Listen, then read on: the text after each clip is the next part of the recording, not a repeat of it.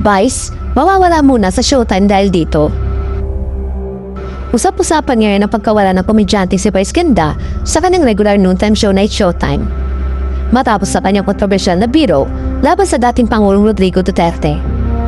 Kilala si Vice hindi lamang sa husay sa pagpapatawa, kundi sa pagiging prangka at walang takot magbigay ng opinyon sa mga issue sa lipunan, lalo na sa usaping politika.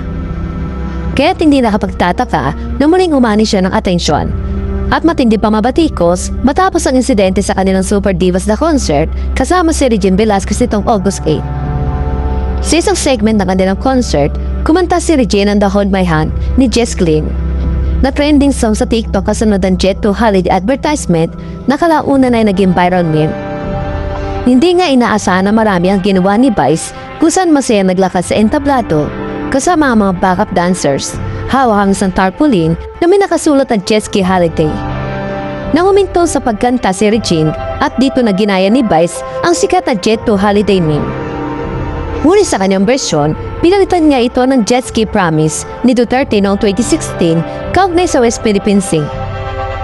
Sa kanyang spoof, pabirong inanyayahan ni Vice ang DDS sa isang jet ski holiday mula sa Manila hanggang West Philippine Sea. May kasamang unlimited water bombing from Chinese vessels at free trip to the Hague by the ICC. Biro pa ni Vice, right now, from Manila to the West Philippine Sea via jet ski, get unlimited water bombing from Chinese vessels and a free trip to the Hague by the ICC. Promo applies to DDS only. Minkdamas and BBMs are prohibited. Huwag niyo akong subukan, mga p***nyo.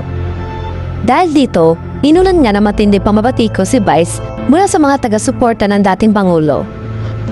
Hanggang ilang araw matapos ang naturang biro, kapansin-pansin na pagkawala ni Vice sa Showtime nitong Lunes, August 11.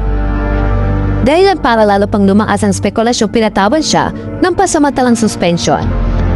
Gayunpaman, ayon sa maraming fans si Vice, baka pinagpahinga o nagbakasyon lamang umano si Vice dahil katatapos lang ng concert nito.